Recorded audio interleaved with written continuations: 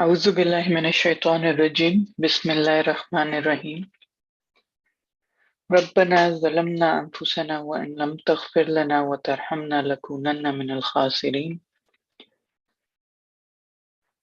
ربنا لا تزغ قلوبنا بعد إذ هديتنا وهب لنا من لدنك رحمة إنك أنت الوهاب حسبنا الله ونعم الوكيل نعم المولى ونعم النصير غفرانك ربنا وإليك المصير اللهم صل على سيدنا محمد وعلى آله وأصحابه وأتباعه أجمعين والحمد لله رب العالمين آمين.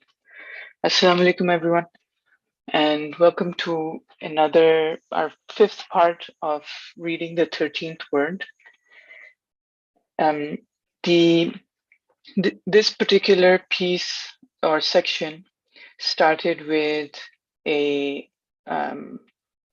explaining or doing a study of the Quranic verse that talks about the Quran as a mercy, as a healing and mercy to those who believe. And we have not instructed the Prophet in poetry, nor is it meet for him. And so generally this particular section has been discussing what the Quran means, but only in contrast or in the context of finding yourself in need of healing. So I'm sure none of us really look for a medicine or something to help us if we are not finding ourselves in any sort of need. Similarly, there were other ways that we discussed that relate the Quran or the idea of speech from a being who must be able to or must answer to our human condition. And so some of the other ways that we looked at what this could mean is the idea of finding ourselves in a conflict between our feelings and our desires and our physical reality, searching for a response and an answer, or as the author will talk about it in today's reading, confronting a riddle that we need help with solving. And so with last week's discussion, we read a little passage about the experience of not seeing something, but being able to trace an image. And the example was of a tree, that there's a concealed tree with vast and lots of spreading branches, and it's concealed behind a screen or a veil. And one is able to, by understanding or studying these different branches or different fruits or whatever that they see, being able to sketch, not having seen the tree at all, just sketch the image of it and being able to see an image of it, which is not the real, not the actual tree, obviously, but you're able to tell the existence of the tree, what it is, by merely perceiving its image.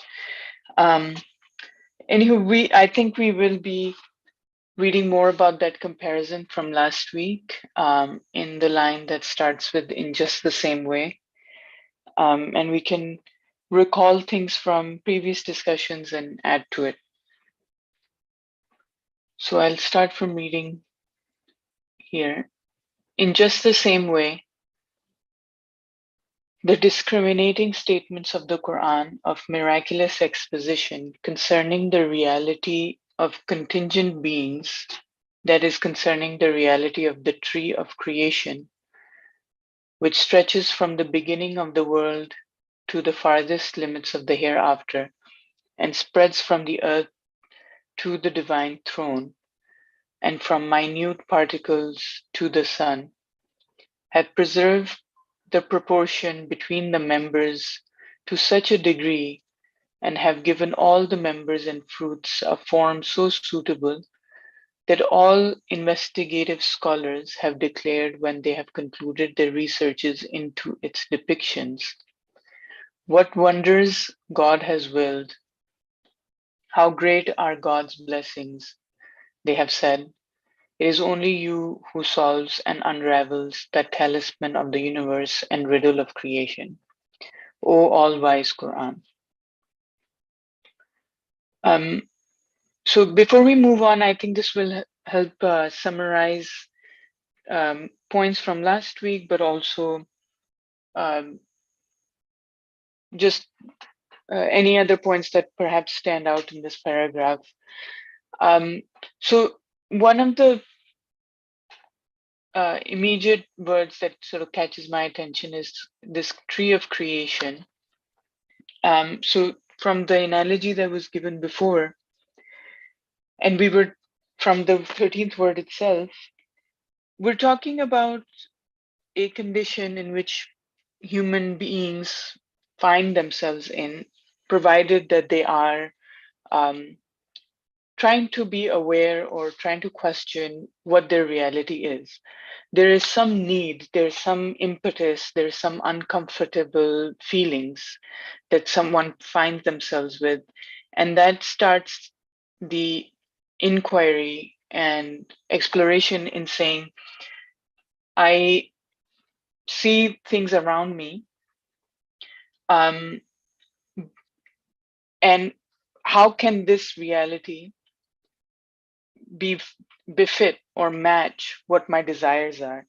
And I think the most common example that we've discussed is about our feelings or desires having a need for perfection, for I guess a peace and a sense of security. Yet we yet the reality of the world represents transience and decay and decomposition. So if that impetus exists, then one does ask and it is, feels, let's say, in one way sick, and wants to search for a remedy. And in that case, things just looking outside um, may not answer this contradiction completely, or as the author is claiming that um, the apparent image of the apparent reality of things does not satisfy the way that things are, do not satisfy those desires. And in that search, one is looking for um, an answer. And in this case, the answer to me represents meaning, but things that make one thing connect to another, things that give sense to the parts in the whole. Um, so it's kind of the example of maybe this example works where if you find yourself flipping through some pages and there's like separate words written on each separate page, they individually don't seem to make sense to you. But if someone is able to tell you that this actually, all of these words on these separate pages are together saying one single thing, or they come together, then you would be looking to make connections between them accordingly. And so the Quran in this context, or some speech, some sort of guidance, some sort of, let's say, clues, should is acting in that space of providing clues, of teaching man on how to make the connections between the different parts of observed reality. And we can go into detail, and I think it's a discussion we have quite often about looking at the particular features of any given thing in reality and looking at its functions, whether it is even a particular food and its interaction with the human body, or the changing of the seasons, that all of these things have intricate processes, features that and then it is this connection between them that starts to illuminate or make someone see that there is more than what the physical appearance suggests, that there is a meaning in this function. Um, and but in order to see this meaning, to understand what it is, one needs a clue or a guidance, or um, I guess it's also somewhat like a map. Um, you can find yourself in different places in a particular city, but it's only when you look at your position on a map that you understand that things become meaningful and make sense. And without a map, you could be easily feeling lost, but looking at the map, you find that no, you're actually not lost. You're actually in a uh, you're standing somewhere in a a well planned and organized city, and if you take certain directions, you will get to places in a predictable and certain manner. So this is the role that the author is trying to express the Quran plays, such that the same reality is given an overlay, where things have connections between them, and those connections change the perception of the thing itself for the human being.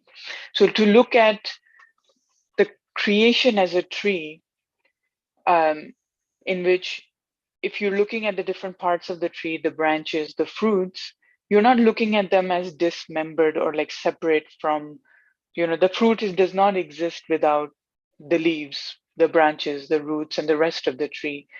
And the invitation here is to take the creation, the entire creation, and sketch out the connections that each part of creation, including yourself, your feelings, the minute particles to the things as big as the sun, how all of them sort of fit in a consistent, comprehensive whole.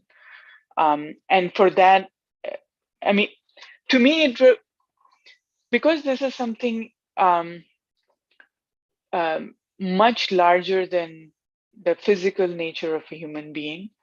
Um, I of course I would imagine that if I like, for example, in a map of a city, by just standing on the corner of two streets, I cannot understand how large the city is, how far it goes, where the different roads go.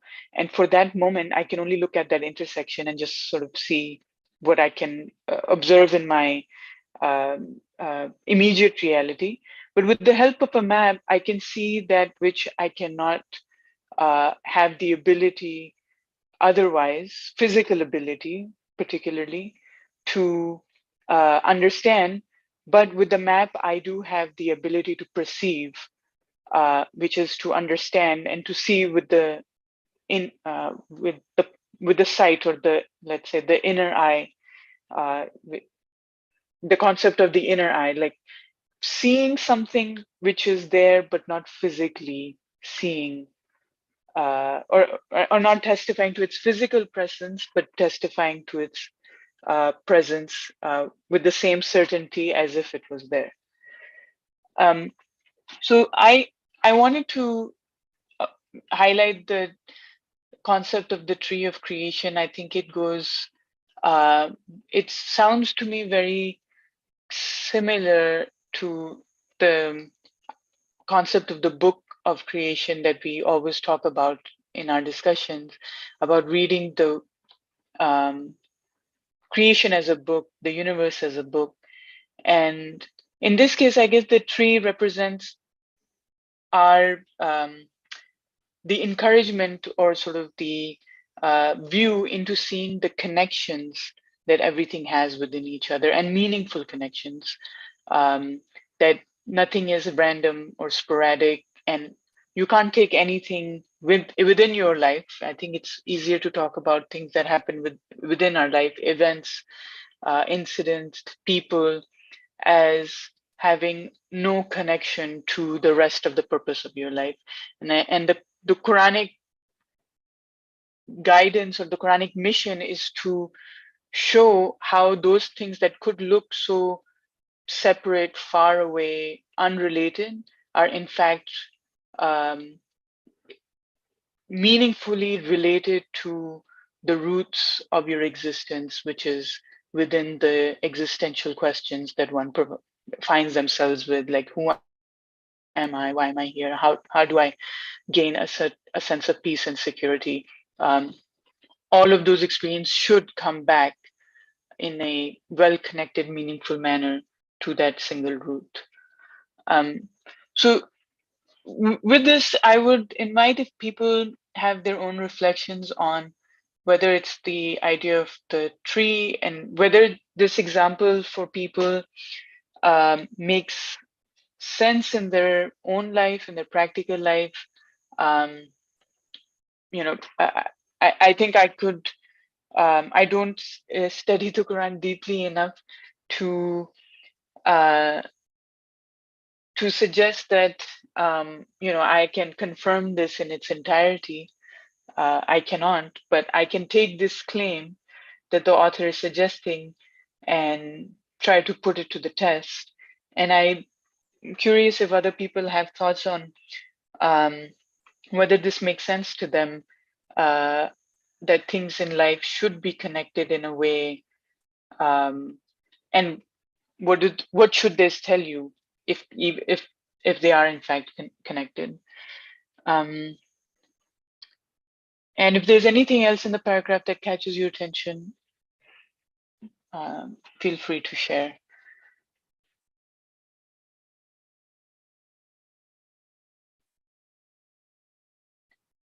Okay, Brother Ali, go ahead.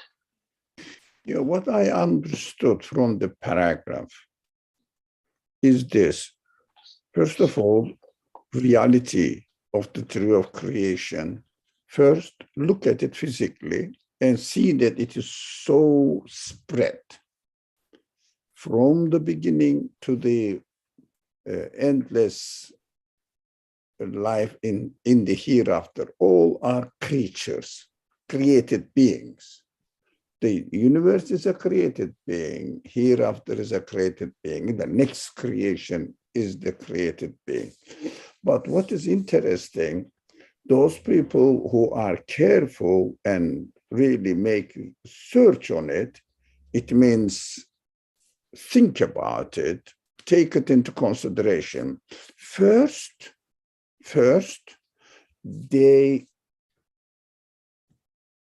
pay attention to how wonders God has willed, how great are God's blessings by observing the universe, thinking about the reality of the universe. What can we take away from the existence of the universe? At least we have to read the universe, how it is created. Rather than why is it created, that is something else.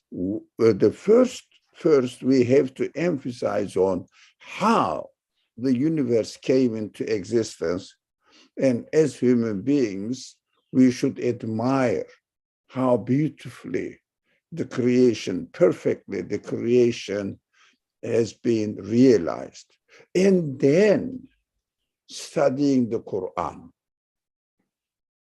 and understand that this universe from the beginning to the end, but also that is so important to understand that the sentence on the starts, not the sentence, really, the phrase starts on the fourth line of the paragraph and spreads from the earth to the divine throne, from minute particles to the sun. What does it mean?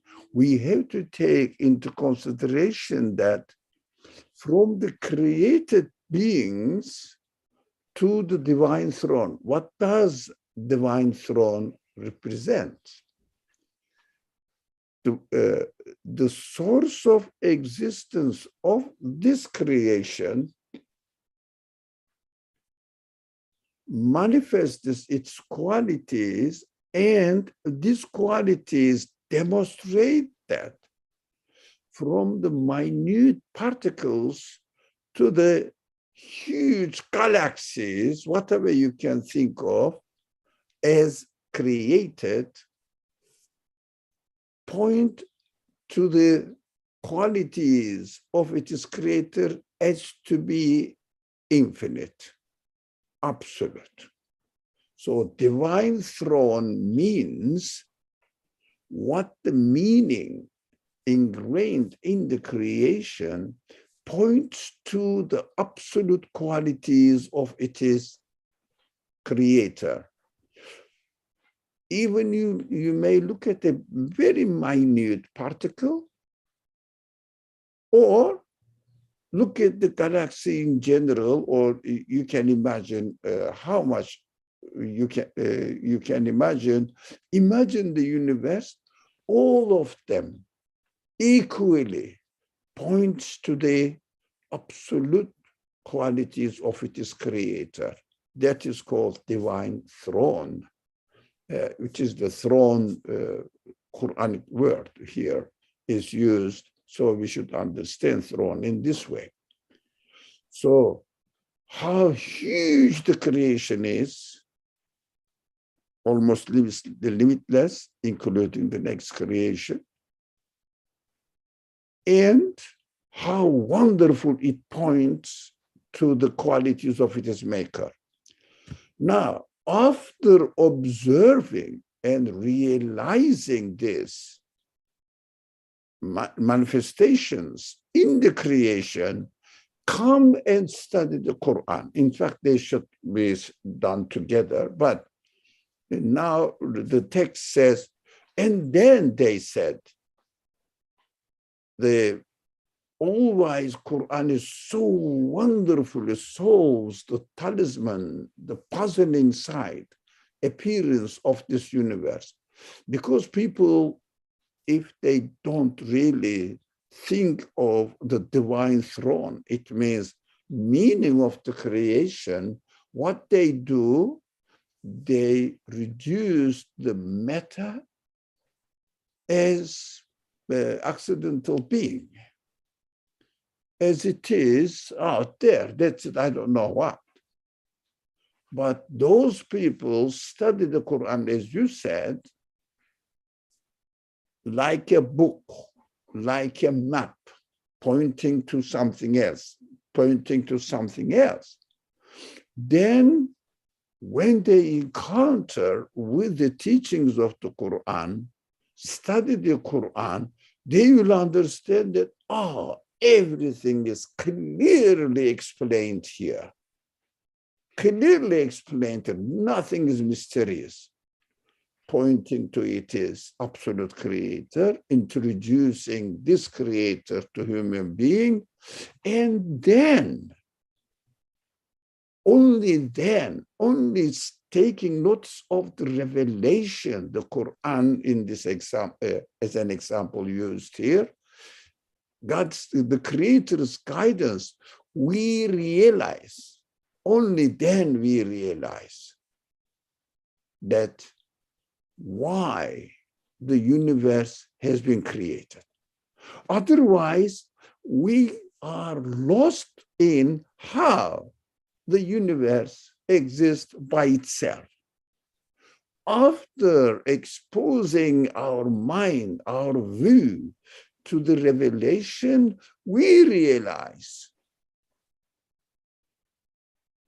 why the universe is created by someone who manifests, demonstrates, exhibits his qualities to human consciousness.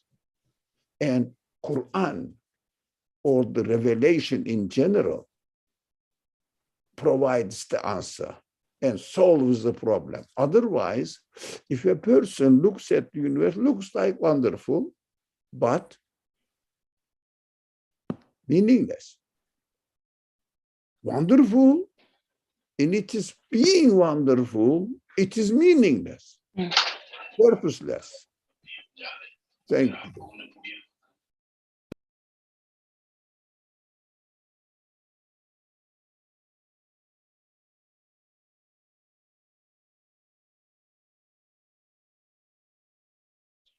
Uh, sorry, and go ahead. I don't know if Dr. Ali finished.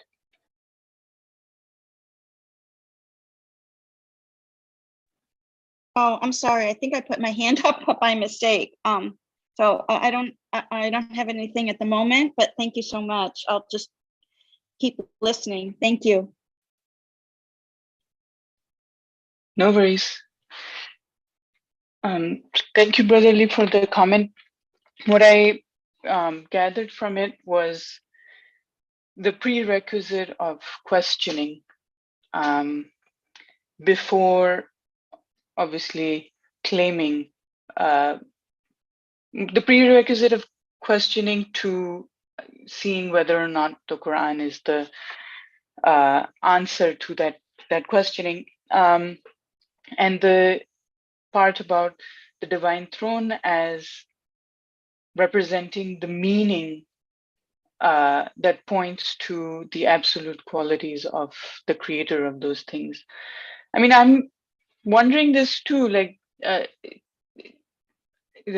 what, I mean, even though you mentioned that, the questioning needs to happen pretty much side by side with investigating the Quran, I wonder if the Quran also, or what is it supposed to, um, I believe that there is also an answer in the Quran for reminding the human being to question. Like, I ask this primarily because I think we all have particular, lives with very repetitive routines at certain times, but also, a day can seem the same at times during our lives, and we may not find it interesting to question, let's say, the same springtime, summertime, or the sunrise.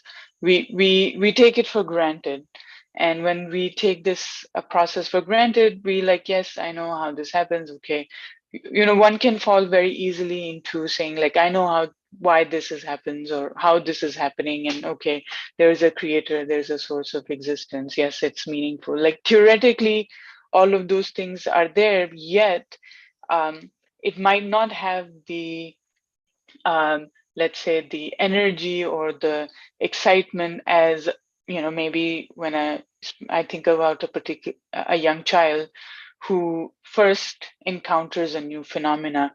So I'm thinking here that perhaps one should also look towards some sort of guidance into how to keep that spirit of questioning as new and energetic as they might have first encountered it. So at that moment, I would say, yes, the prerequisite of questioning must be there, but even that requires a certain training or reminder, even though it is also something that human beings find themselves with, but tend to forget or tend to look past or be heedless, and all of these other things that can happen. So yeah, that was, yes, Brother Lee, go ahead. Yeah, every adult person, human being, looks at the universe, communicates with its environment, and starts wondering, because it is in human nature. If someone doesn't wonder, it means he is not using his human sight. Of course, human beings are free to do that. When somebody doesn't really wonder how the things are existing around, happening, summer, winter, whatever, all the new creation, animals being born and dying at the end, what does it mean? If someone doesn't ask this question, but asks all the concerns directly related, which kind of technology he is going to use, no one can help them, because they are not using their human sight. They are using only their animal sight. animal temporary satisfaction. But this is not human. We have to be careful to be humans. When we look at the universe, definitely, it is inevitable that it comes to our mind. Something is strange in this world. Of course, people start investigating. Any people can ask within themselves, within his own scope, what is going on? Wonderful things are happening here. How come they exist? Some people go into details. They are called scientists, investigating the creation in deep level. Okay, that is fine. Of course, it must be done first. It is prerequisite of practicing one's human side. After that, we have to see, or it is inevitable not to see anyways, that something is strange. Wonderful things are going on here. How can I explain it? Of course, everyone looks at the universe and claims we are free. We have free will. We should never forget free will, free will. We are free to say, oh, it is happening by itself. But can you prove that it is happening by itself? No, look, it is growing. It is dying, or it is being born, etc. It is turning or revolving. It is attracting with each other. This kind of languages. How? Where did they get these qualities? Human beings should ask this. But within the universe, they cannot find the answer. Universe is dumb. I mean, silent speech, if you like. Dumb to our questioning. But silent speech, what does it mean? It is a silent speech demonstrates the qualities manifested in them, but doesn't interpret them. Human intellect is expected to interpret them.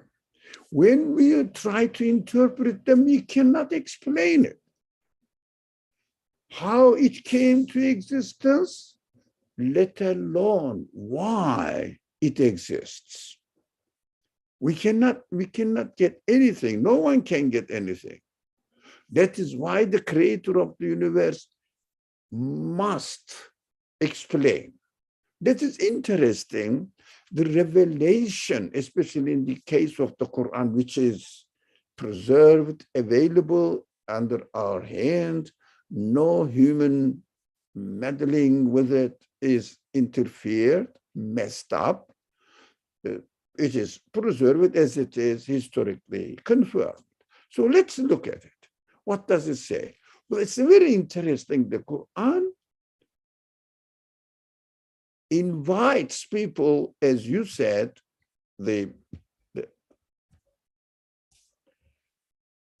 Farah, our friend Farah, the Quran explains how it came into existence, plus why it has been given existence. Because when we say how it came into existence, by drawing the attention of the human being, but it doesn't say why it came into existence.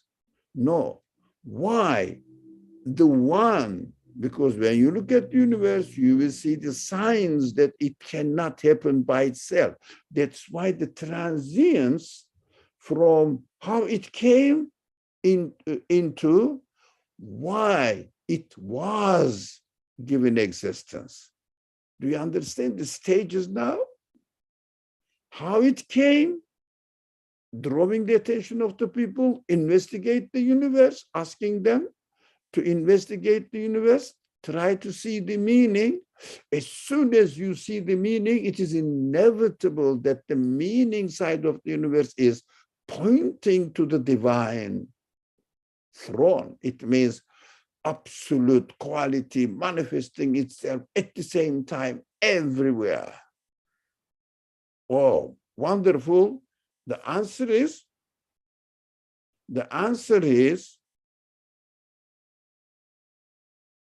Quran says the one who created the universe is me speaking to you. I will explain to you and you will reason about it.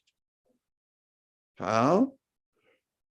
I created it for this purpose, the explanation of the Quran, educate human beings, give them opportunity to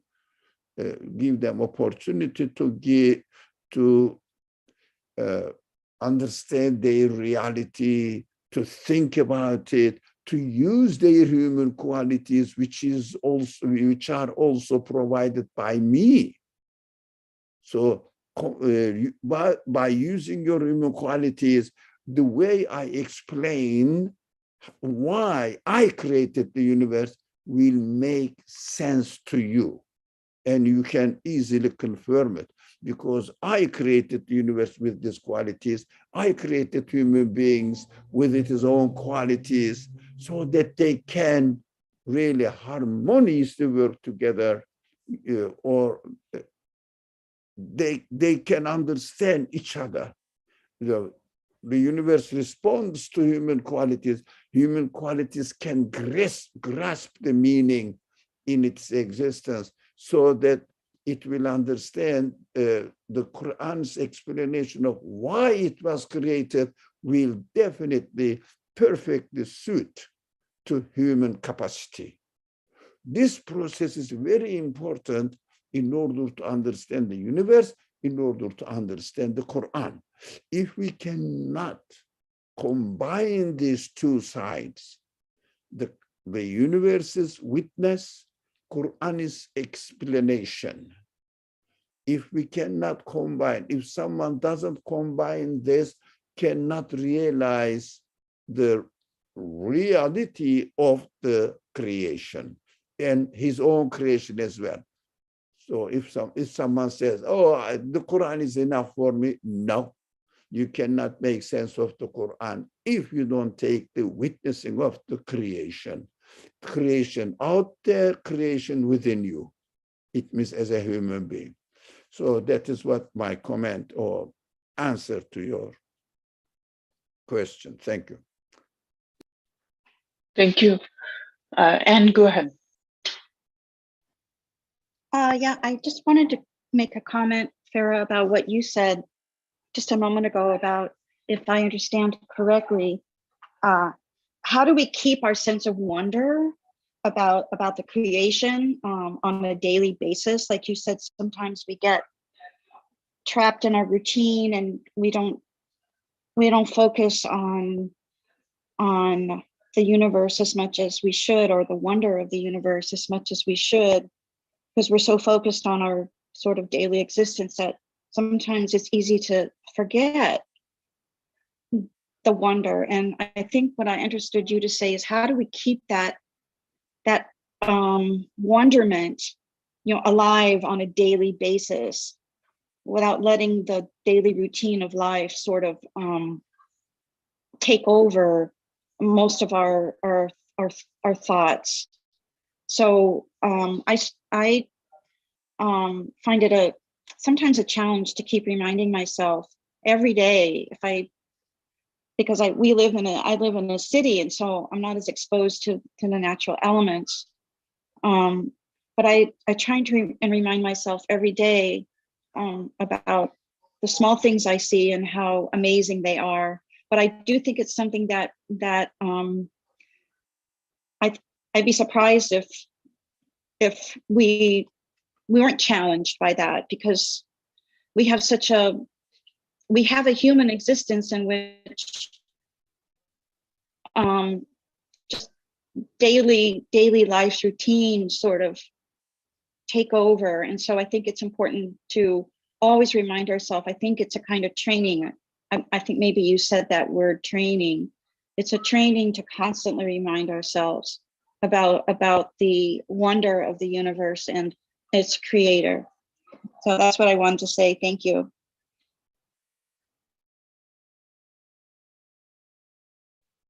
Thank you. Yes, you summarize it, my question, comment well. And I think one thing that I am wary of, and it sort of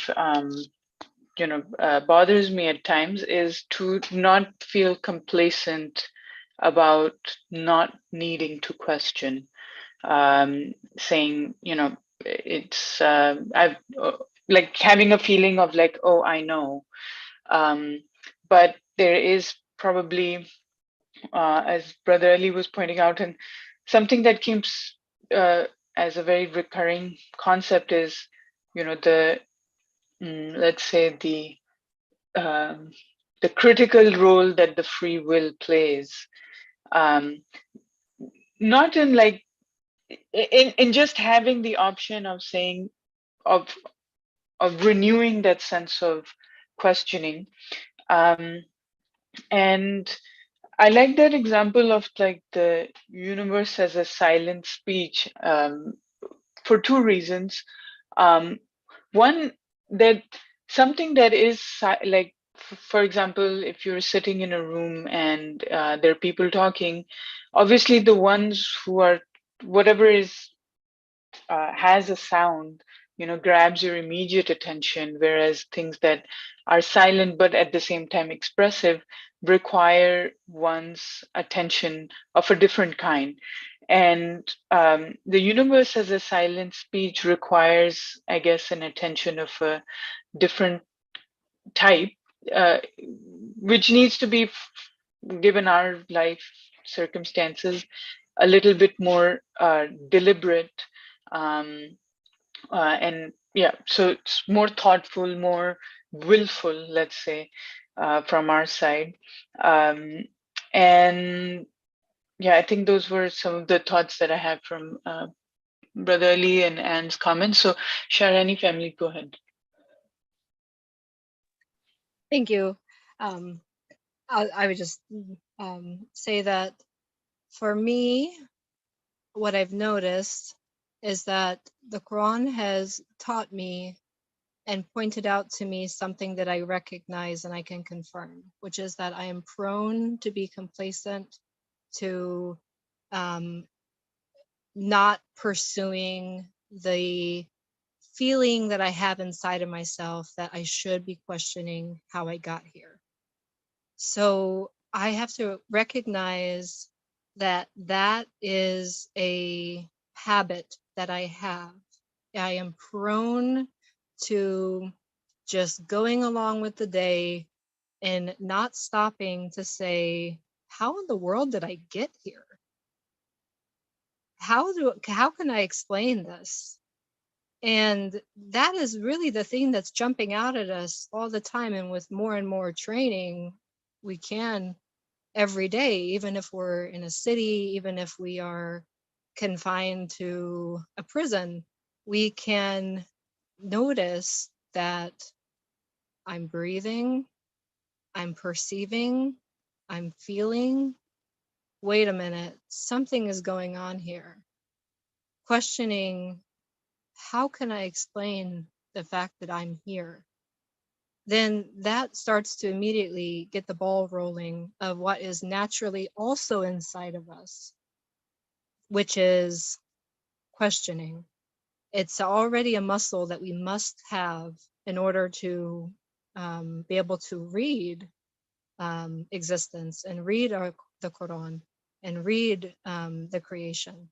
So, that is for me the starting point, and it can come with more training, becoming more of a habit, but also being willing to, as we have discussed for a few weeks now, see what we're prone to doing. We are very much prone to being complacent and not questioning. And even if that feeling is there that we should do it, we just sort of cover it up and willingly go on with the day without using our free choice to question. Or we can choose to pause and let the questions start rolling. And one of the first ones must be, how in the world did I get here? How could this explain itself? And then it's like the one starts reading these signs around oneself, pointing that there must be something greater. The Quran starts to speak to you, and then you find yourself concluding that there must be a maker here. There must be a maker.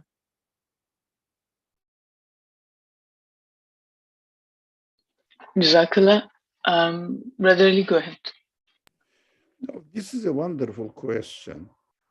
How can we keep our admiring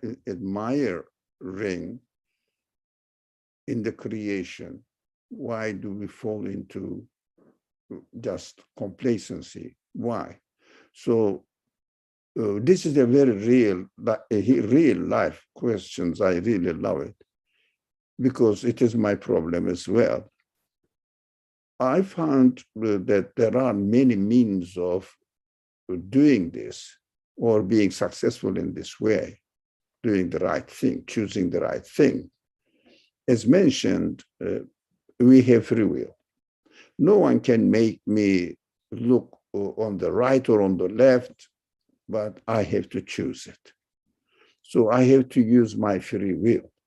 No one can force me to think, or no one really. But if I want to think of the wonderful side of the creation, reflect on it, and connect yourself to the divine throne, it means to your creator, and define your existence accordingly.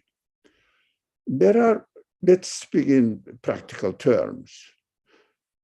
What I found myself in my own personal life, the more I am interested in human-made productions, ready food, using human-made things, I'm not saying if it is necessary nowadays, according to the requirements of life, I have to do it, but I have to get on a bus, take a public transportation, or if someone has the car, so he has to use his car. But we have to always prefer to be in front of productions in the universe which which human hand has not been interfered. Live as nowadays it is called natural life as possible. Even, for example, avoid ready food. Do your own work. Cook yourself. See how, for example, eating always ready food, which are human-made and sold in the restaurants or daily shops, etc., packets food. Of course, we look at the brand, we look at the ingredients, which are endless, 20, 30 different things are really included in one production. All of them are almost chemical, human production again. And we are lost in prices, etc. I'm speaking in terms of practical life. What I have to do, for example, coming to this discussion, we emphasize always how we should utilize the creation. And also, if it is, whenever you can find, although very rare, mentioning about or referring to the creation and drawing our attention to its creator and connecting ourselves to it. Whatever the means you have, books, films, or movies, or videos here and there, or relationship with other people.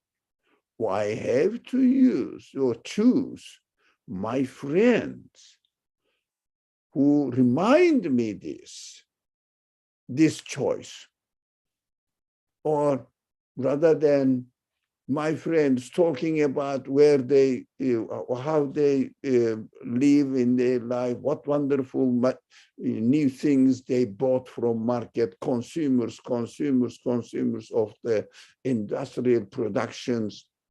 Of course, I cannot really breathe comfortably so that I will find an opportunity to choose, look at the universe. Anywhere, as mentioned by Shahrani family, you can find, we are living in air, we are eating, we are drinking, always. And also, even by on this sidewalk, we can see some trees, something, the birds flying, the sky, the rain, the snow, wind. Look at them, benefit from them. If not, as one of the great scholars said, look at your own body, consider your feelings. We have to encourage each other to do this kind of, to choose this kind of ways to be in contact with the people who remind me the purpose of my existence, the purpose of the existence of the universe. I have to watch, for example, we have to be very careful. Those people who mentioned about creation, unfortunately, I am very sorry for them. They don't look at it to understand the meaning in it. They deliberately cover it up.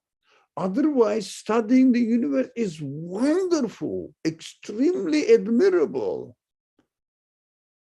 But if we go and listen to them, they make excuses to deny the meaning in creation manifested in it.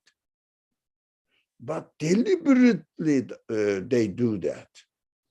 So if someone has not been really prepared, fully prepared, in the course of time, they start losing themselves in their explanation and start believing in them. Although they have no evidence, but continuously repetition of the same expressions over and over again, that the universe is meaningless, although it may look wonderful, but really it is just an accidental development and evolvement, etc., etc. We have to be very careful. But what is needed,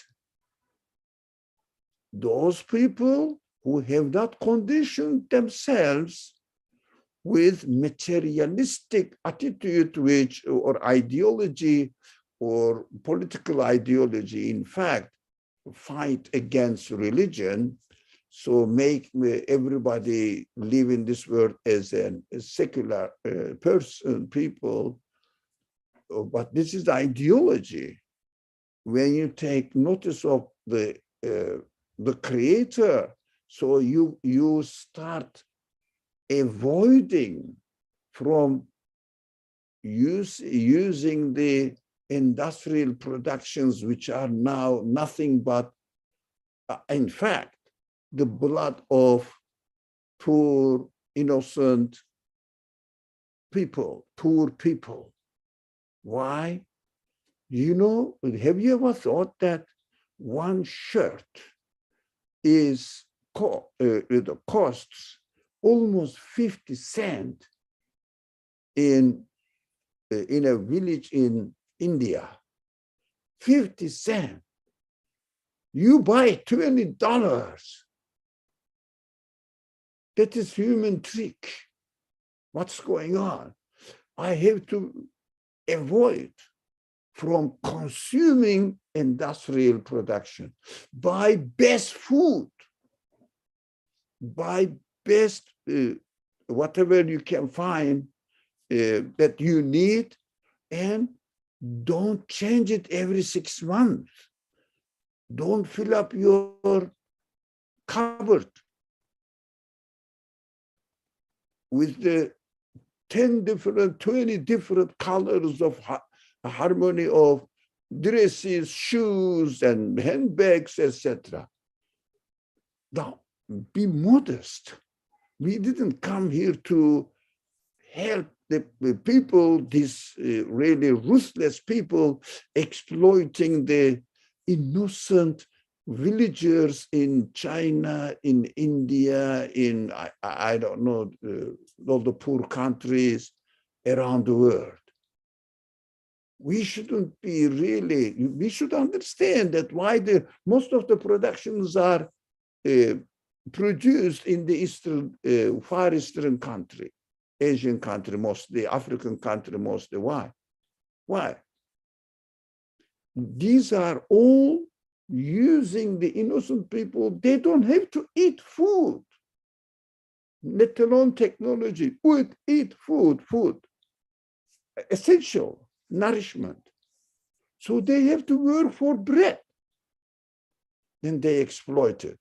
We have to be really very conscious about this advertisements, consumption, encouraging people, you need this, you need this, you need that. We have to think, not double, triple, quarter. We have to think, is it really necessary that I'm buying this human production? But go and buy the best food or best environment. We have to use our free will. Thank you. Thank you for this very practical question. Thank you very much. Jazakallah. No, I think it was quite important, as you mentioned, to discuss these things in the context of the fact that it's not, yes, the method of asking the how, and within the how, once one asks, how they come into being or how anything is, consequently, the meaning side of it becomes apparent to then want to ask why. So it's a very interconnected relationship in that, but at the same time, it's not easy. I don't think it's easy to just ask the question without having the rest of your life be a space and that is prepared for you to ask those questions. And as you were mentioning, very practical ways of, let's say, cultivating the land, or before growing something, which I think these questions are meant to do, is that they plant the seeds for us to have our own conception of this tree in our universe, or the tree of our universe. The land needs to be ready, and I think, practically speaking, we have to make certain choices that make us aware of our decisions. And as you were pointing out, like our consumer behavior, our lifestyle, the more, let's say, materialistic it gets, the more far do we feel from the very sense or reason for our existence. And so the more materialistic our decisions are, the more artificial our own conception of life becomes. And so that artificial conception of life, to me, then represents ourselves in just living a life that is,